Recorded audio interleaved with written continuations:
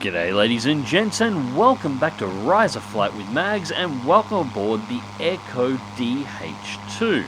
So what you're looking at here is technically a twin boom push-up biplane from 1915. The power plant on this thing was a 9-cylinder rotary with about 100 horsepower, and it's armed with a single Lewis gun in the front. No fancy belt feeds here. This is just a series of normal Lewis gun pan magazines. There's a rack in front of the aircraft just below the gun, and you have to change the pans mid-flight while engaging. So for today's video, we're taking the DH2 out on a little bit of a patrol, and we're going to encounter a group of Eindeckers. I hope you enjoy.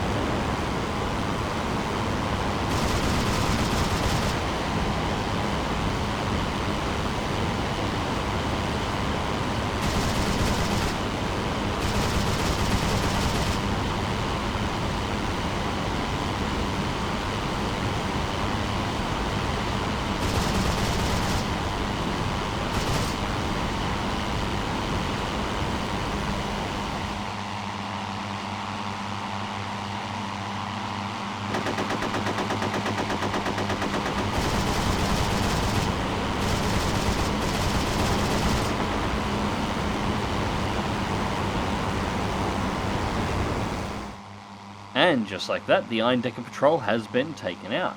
So we're in a flight of 3 here, as I'm sure you noticed in that engagement. There was 4 Iron Deckers and we managed to shoot 2 of them down. And at this point, it was time to head home, so I was heading back towards the trenches. However, I spotted an artillery position on the way back and figured it would be a good location to dump the rest of my ammunition.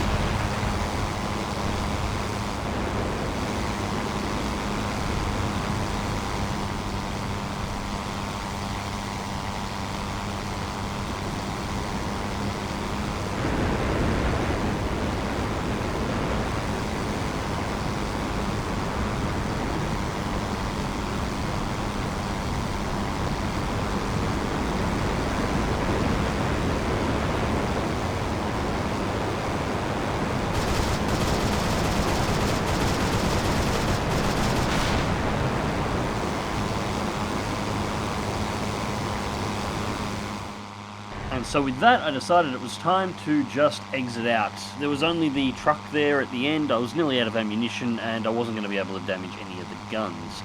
So I needed bombs to be able to finish that off. Regardless, that was a little bit of fun and a good way to blow off the rest of the ammunition, and now it's time to take it back home. Now the DH.2 is one of those fairly early World War I aircraft. It doesn't actually have a throttle. The engine is running basically flat out from the moment it starts. So the only way to actually slow the aircraft down to come into land is to use the blip switch. The blip switch basically kills the ignition to the aircraft and stops the engine from firing while you're holding it. The second you release it, providing there's enough torque still in the prop, it will actually refire the engine. So you've got to continually stall the engine over and over using the blip switch in order to be able to slow the aircraft down just enough to land. This can make it a bit of a pain in the ass to land if you don't have any direct throttle control, but once you get used to it, it's pretty okay.